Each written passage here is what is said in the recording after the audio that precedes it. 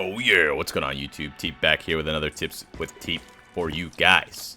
Today, Fringe Hardpoint. Going to be walking you through all these hills, the best setups, where you want the other team to spawn out, and reaction to what happens when you are getting kills. That's what most of these videos are about. We will switch on and do some gameplay evaluation and analysis a little bit later on in the series.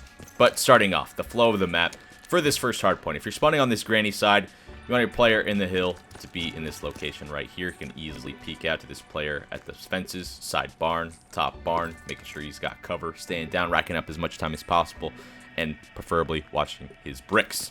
Another player that could be in hill could be right here, watching his bricks from right here, has covers from top barn and fences, letting the other players push. Really want your AR player in one of these head glitches right here, looking over to top barn, fences, side barn. L-wall works pretty well with this as well. Can easily post up, catch their player, going to the front barn truck right there. Easy setup. Just get your kills, stay down in the hill, rack up as much time as possible. They'll keep spawning out either at the back barn, at the side over here, or at fences over there, where you preferably want them to keep spawning to get as much time as possible. On the flip side, barn side, you definitely want to have your player watching the flank over here at the trains, making sure you not get easy deaths from the flank side at fences.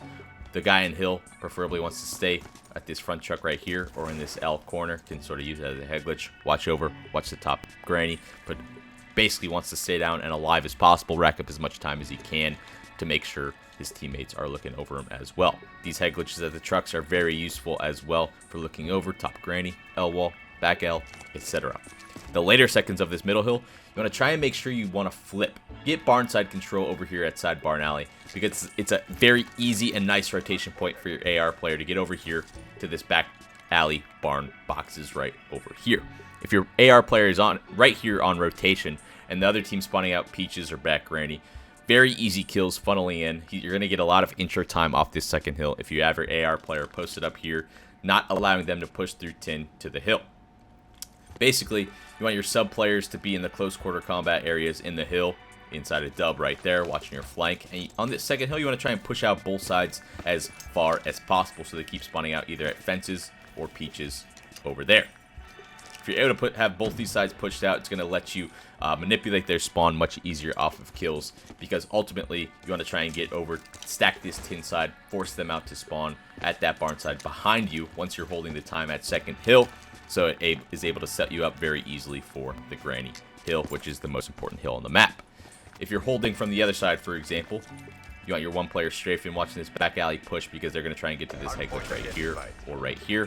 One player watching dub or getting inside of dub so that their sub players can't push through hallway or the windows to break from there. And then the other players, you can have an AR just watching, helping whoever needs it from the window, whether it's watching bricks, watching the back alley push. Pretty easy setup, very easy to funnel kills if you have intro time on that second hill. The granny hill is a little bit more complex, but basically you have to hold these back silos and back globe. If you're holding these two spawns, it's very easy.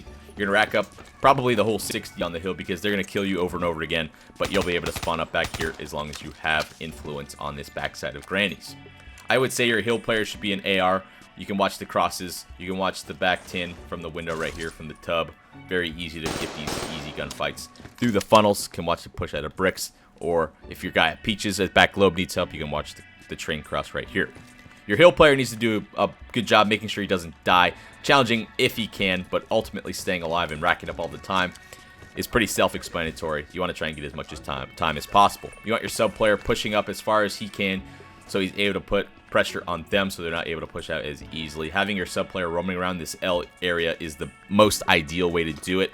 You can catch these players pushing out of the bricks. You can call out players that are crossing over fences, along with the help from the hill player, and helping out this guy at peaches if he needs it as well. Basically, you can allow them to push up train and peaches a little bit, but once they get to this truck, you need to be able to kill them, because the longer they stay alive over here at globe and looking at this backside, they might be able to block the spawn. So every time you die from then on, you will be spawning out or at the tin area.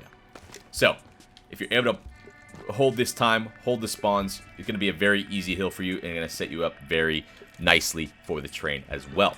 The rotation over to the train, you really want to try and push out both sides once again.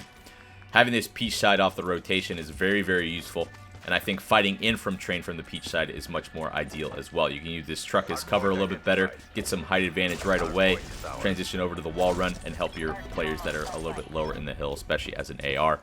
If you have both sides pushed out properly, you're going to block all the spawns on the map on either side, and they're going to spawn at that back alley.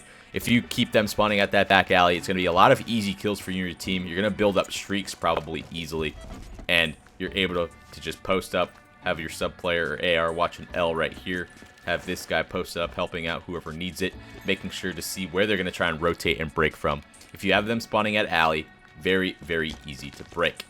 It changes up a little bit, it turns into a contest hill if neither team is pushing out both sides. So basically, if they're spawning barn and you're spawning up at this back globe area, fighting in over and over again, what you want to do is try and just post up, try and catch their players that are jumping, trying to peek at you. And once you get intro kills in this contest hill, in this situation, once you get the intros, you need to put the pressure on them. If you have 3 people and they have 2, you need to make sure you jump at them, trying to push out their side as far as possible while you do have the numbers. Otherwise, you're just going to trade kills back and forth over and over again, and that's not what you want. You try and rack up as much time as possible. A lot of teams struggle with it, so off of intro kills, make sure you start pushing at them and trying to get them eliminated out of the hill, because those other players will begin to spawn out once you start pushing and block that spawn in front of you. Ideally, this hill, this map is one of the most straightforward in terms of how the spawns work. You're going to have both sides of the hill pushed out as much as you can, and if you don't, they will be spawning and contesting the hill pretty closely to you. If you're able to push out those spawns for far enough, you can easily snowball the score on this map and take a victory, whether it's like 250 to 80 or something like that, because once you get set up on intro time on most of these hills, it's extremely tough to break. So do your best to try and get that intro time and setup as much as possible. Hopefully, these tips helped you out with the flow of this map, the sort of ideal power spots you want to hold for the spawns, etc., etc. And we'll move on to the gameplay analysis a little bit later on, like I said before, if you guys need more help with some of these setups. Thanks, guys. Hopefully you enjoyed the video today, and I'll catch you next time for some uplink action on Tips with TeeP. Peace out, guys.